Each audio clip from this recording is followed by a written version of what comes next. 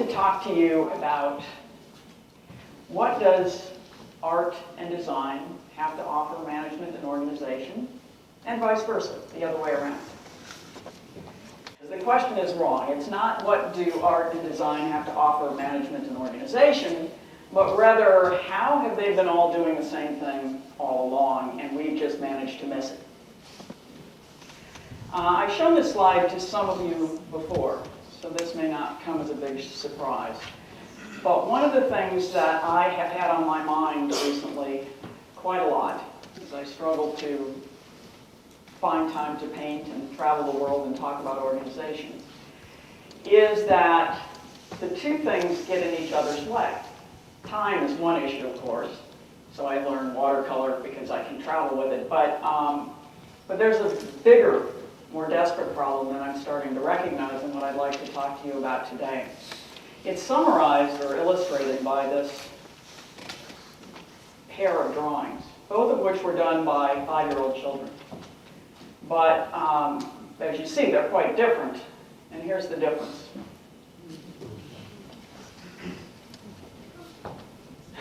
I'll let that sink in. As I said, I want to take responsibility on my own shoulders for the problem that I'm going to raise today. And the way in which I'm going to do this is to say to you, I'm more like the normal child when I'm an organization theorist, and I'm trying to be like an autistic child when I'm an artist. Now, I know how dangerous it is to generalize to whole disciplines and fields, but I do find that this pretty much summarizes my dilemma. I can be really, really conceptual. I do it all the time as an organization theorist. I do it worse than most people do. But those thoughts and ideas, and particularly those concepts that I work with, get in the way of being able to see clearly enough to do my art. Now, I wonder if that isn't a problem that exists between the two worlds that we're trying to bridge in Business and Design Lab. It will play out differently for each individual, of course, but this really got my attention. Now, I don't think what I'm suggesting is that all artists are autistic by any stretch of the imagination, but I think maybe we should be more respectful of autism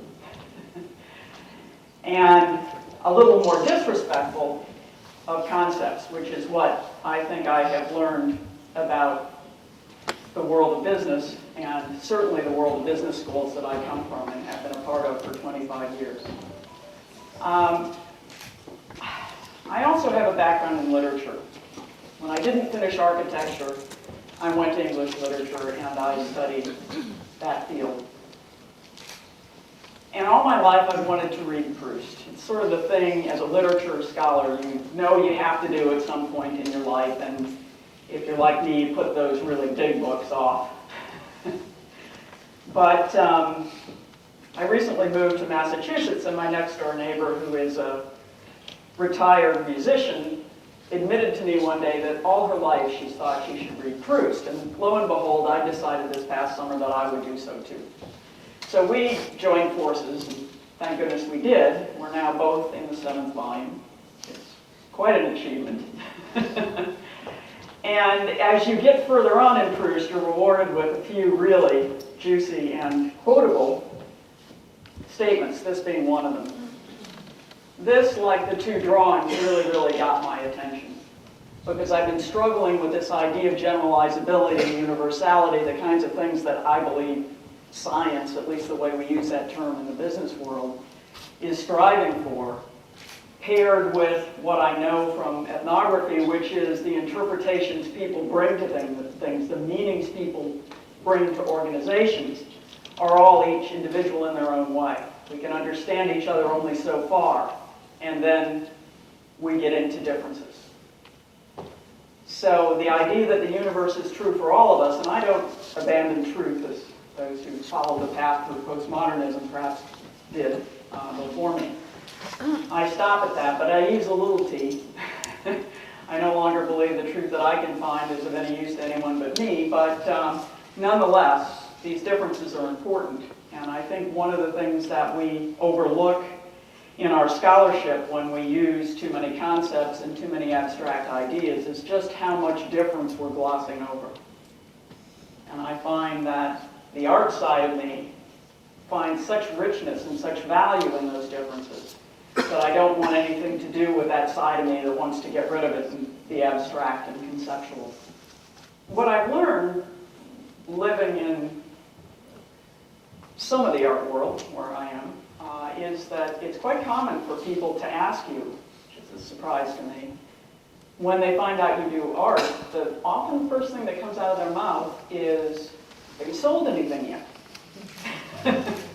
Talk about business world and art world coming together. I'm seeing artists nodding all over the place. There's something about having sold something that puts you in a special category. And I managed to sell some paintings, so I got into that special category. It was really funny. As an ethnographer, you notice how people are reacting to things. And when I went from being able to say, from having to say no to being able to say yes, and remember it's a sin to tell a lie. When I was able to say yes, this incredible grin would flash across people's faces. It didn't last that long, maybe 6 milliseconds, but it was enough so you knew it registered and it meant something. For those of you who like to measure things, 6 milliseconds is admittedly an estimation. I did not really measure it. And it hasn't happened that often, maybe a couple dozen times. So it's not a statistically valid sample. Okay, I know my math stuff, but the point that I'm trying to make is that there's a certain, what can we call it? A certain amount of institutionalization, a certain amount of rigid rule setting, defining who we are in whatever realm we operate in, that applies to artists just as it does to everyone else, for better or worse. And I think that the tensions that I'm feeling and the animosity perhaps that I've accumulated over my lifetime toward the business school is probably equally deserved by the other side of the fence. But I know because of my stage of having just retired from business schools and still sort of working at the margins that this side of it I understand a little bit better and I can talk to it. The reason that I want to, is anybody else really happy about what's going on in the Middle East? I mean, I can't help but feel wonderful when I hear this news. And I know that there are infinite political problems that are going to face people in the Middle East and the rest of us as a result of what's going on. But in my heart of hearts, I just feel joy. When people take the opportunity to grab a little freedom, I'm there with them. And that has caused me to take on some of the rhetoric of the Middle East and borrow a few of those very dangerous phrases like jihad and death to all concepts, playfully perhaps, but I mean it somewhat seriously. I looked up on the internet what jihad really means because you always get from your Muslim friends instruction that you really ought to look into this because it doesn't mean what you think it does. And they're right, it means struggle. And more than anything, it means your personal struggle. What is it that you're in this world to struggle for, toward, against, whatever is required? And I thought about that fairly deeply and decided that this struggle that I'm currently having as an artist who's still an organization theorist is grounded in this issue I have around concepts. Now, it's not that I want to abandon concepts for all time, but I do think we've taken it too far. And here's the deal that I have around concepts. And this is more the way in which we use them in the business school than maybe the rest of the university, which I don't know as much about. You'll have to tell me how it is there. But the issue that I'm having is that when I try to do academic work, which I increasingly don't bother with, to be honest, I am asked to define clearly and unambiguously what I mean by the terms that I use. And that's okay up to a point, but we all know that you can only define a series of concepts relating to something as complex as an organization or an organizational culture so far, and then you run into areas of overlap and it just gets messier and messier. And everybody says, yeah, that's okay, but you have to define your terms. And here's why. They want clean, clear definitions so that the method vultures can descend on your definition and feed upon it. And they will feed until a point of satiation, which is when they have sucked all the meaning out of the words. Now, this is a personal view, obviously. And the reason they want to do that is because the more you can abstract the meaning away from the data that you're working with, the easier it is to use those data to generalize. Back to Proust. The universe is true for all of us, and those numbers that we use get us closer to that kind of universal notion. The trouble is that the meaning lies in the differences in that universe for each of us. And we lose that when we conceptualize for the purpose of operationalizing something, measuring it, and then nailing it with our numbers. And I'm sick to death of it. I am guilty of doing it. I did a quantitative dissertation. I have an MBA in finance. I am guilty. And I perpetuate it when I write books about organizations and use concepts, and hopefully I don't do this anymore, invent new ones, for God's sakes. I've got more than enough already. I really am ashamed of myself and would like to stand before you and say, join me in stopping this before it's too late. Now, I'll be reasonable. It's not that it's a bad idea. It's not that we should never do this again. It's just that we've done enough of it already to last us for a long while. And if we were to stop doing that, we would open up the space for something new to come in. And I think we desperately need something new to come in. I think that's why we're seeing what we're seeing in the Middle East. The old stuff is just not helping us anymore to do the things that we want to do, or at least a majority of people in certain places feel is necessary. So for me, what art has to offer management is an opportunity to stop doing some unproductive distinguishing between this, that, and the other thing for the sake of using numbers to do God knows what.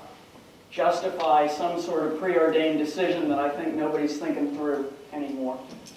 My cynical side of speaking. And if we were to do that, if we were to stop that for a little while, might we not create the space that we are all, I hope, wanting to see art and design bring to business and organization? The one thing I did learn from the postmodernists is when you undermine foundations, when you throw the baby out with the bathwater, so to speak, when you become nihilistic about everything that's gone before, the thing that happens is you get a huge vacuum, just for a moment. And it's not that it all goes away. As soon as you have the vacuum, it sucks back in a whole bunch of other distinctions. But you have a moment there, just like they have in the Middle East right now, to do something different, to make it new.